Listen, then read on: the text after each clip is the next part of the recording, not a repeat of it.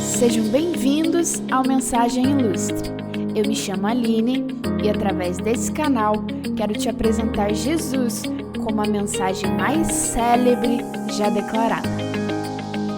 Cristo é a verdade, Cristo é a palavra, Cristo é a mensagem ilustre. Então fique comigo e aventure-se em mais um episódio dessa brilhante jornada. Responde aí, vai.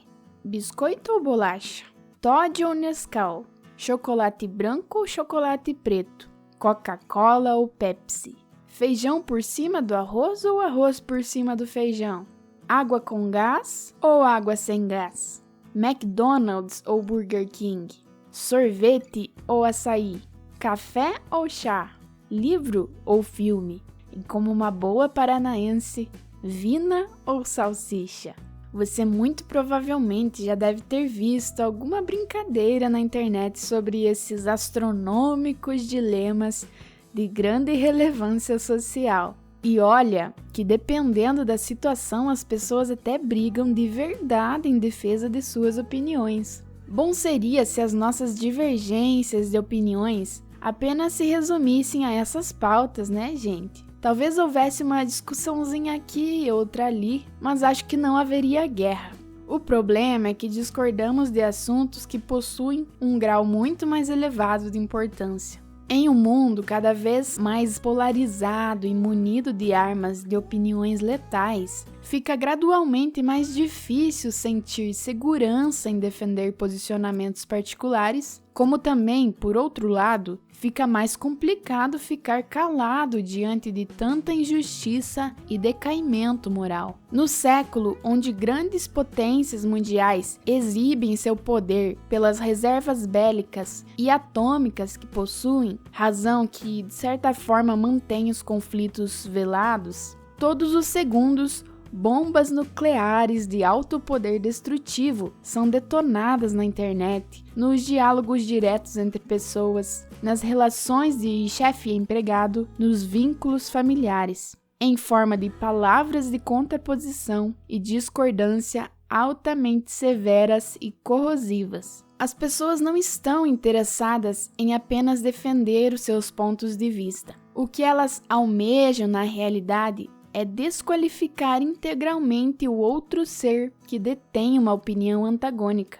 Nós ouvimos falar tanto sobre discurso de ódio ultimamente que até perdemos a noção do que isso significa. Muitos acreditam que liberdade de expressão é sinônimo de liberdade de agressão ou de liberdade de injúria. Adotam vocabulários politizados sem ao menos terem consciência do que proferem, apenas porque se tornou tendência utilizá-los em determinadas situações. Atacam os posicionamentos alheios com total irresponsabilidade sobre os efeitos das suas palavras. Desde quando a divergência de opinião se tornou critério para a inimizade ou estopim para a guerra? Você consegue ter 100% de convergência de pensamentos, ideias e valores com todas as pessoas com as quais possui relação? Óbvio que não. A nossa singularidade se manifesta em tudo, inclusive na forma como enxergamos o mundo.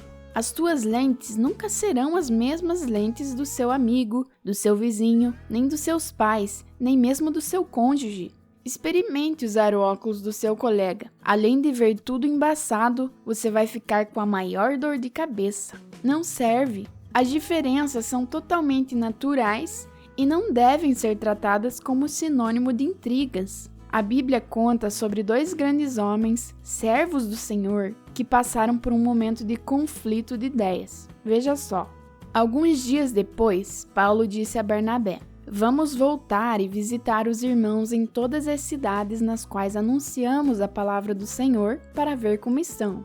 Barnabé queria levar também João, chamado Marcos, mas Paulo não achava justo levar aquele que tinha se afastado deles desde a Panfilha, não os acompanhando no trabalho. Houve tal desavença entre eles que vieram a separar-se. Então Barnabé, levando consigo Marcos, navegou para Chipre. Mas Paulo, tendo escolhido Silas, partiu, encomendado pelos irmãos à graça do Senhor, e passou pela Síria e Cilícia, fortalecendo as igrejas. Isso está em Atos capítulo 15, versículo 36 ao 41.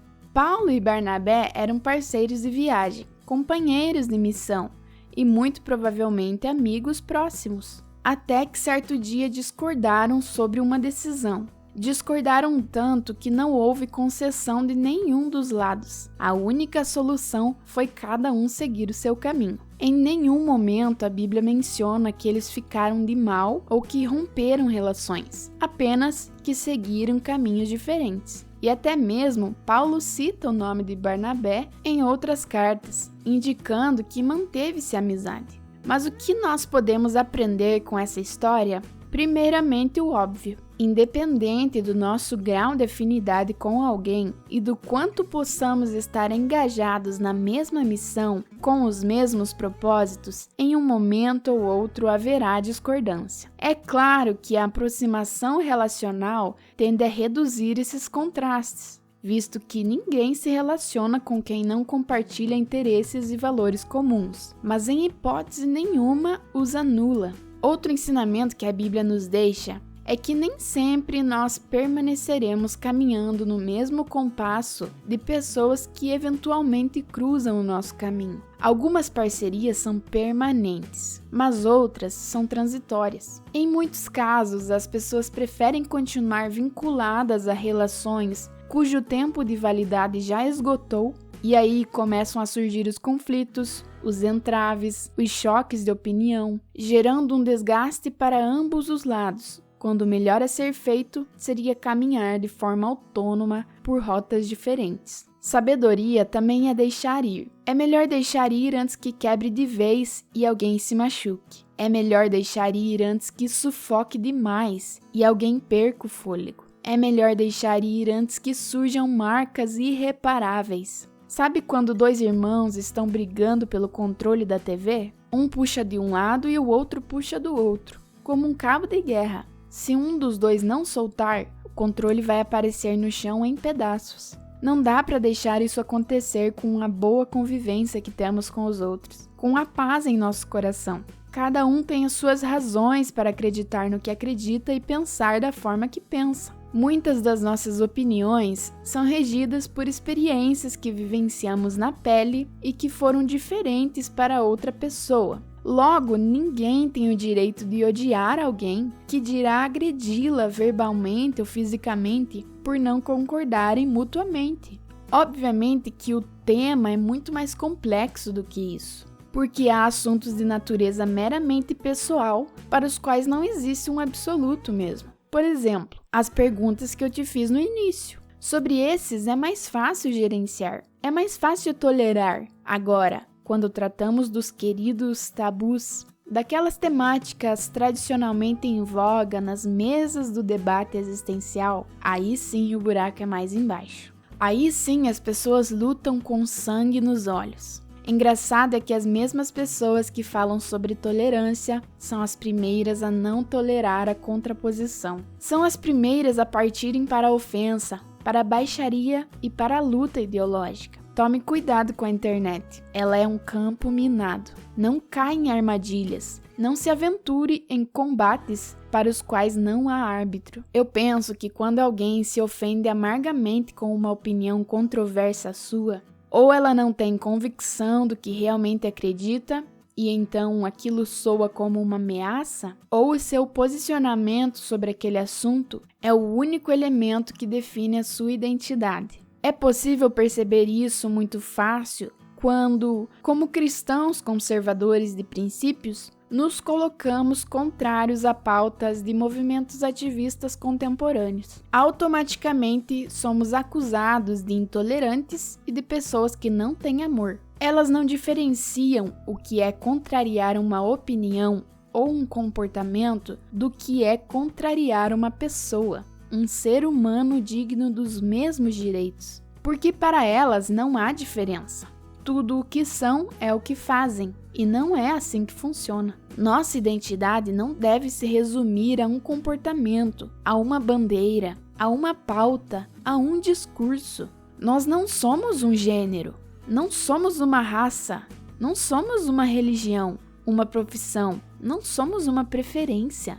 Nós somos um ser integral composto pelo conjunto de todas essas coisas. Então, não tome como uma afronta pessoal, muito menos como uma ameaça à sua integridade moral, quando alguém discordar de alguma opinião sua. Ninguém precisa ser inimigo por divergências, por não pensar da mesma maneira. Ninguém precisa se ferir por não possuir semelhança de valores. Ninguém precisa desconstruir a imagem do outro para se assegurar nas suas próprias convicções. Toda a competência para sustentar um posicionamento está dentro de nós e principalmente em Cristo Jesus. Nós não precisamos de outras afirmações além daquela que o nosso Pai revela ao nosso coração de forma particular e na sua palavra de forma comunitária e permanente. E quando você não tiver opinião sobre algo, não se aflija. Não se pressione a concordar com o que a maioria está dizendo. Espera Jesus te revelar, ou melhor, dê uma consultada na palavra de Deus, porque é muito provável que você achará a resposta rapidinho. Por fim, você nunca vai mudar a opinião de alguém pela sua própria força e pelo poder bélico da discussão. O respeito não pode ser prevalecido por atitudes ameaçadoras. Não é a eloquência do seu debate ou os argumentos da sua refutação que vão fazer o outro se render nas suas ideias. Jesus surgiu desconstruindo todos os ideais culturais e religiosos presentes na época e não precisou deixar de amar ninguém por causa disso. Não se omita diante da verdade de Jesus, ainda mais nos dias de hoje, onde pipocam ideologias perversas. Mas não seja juiz de causas que não são suas por direito. E para finalizar, nunca confronte alguém se a sua intenção não for única e exclusivamente o bem dela, a sua salvação e a sua proteção. Que Deus te abençoe.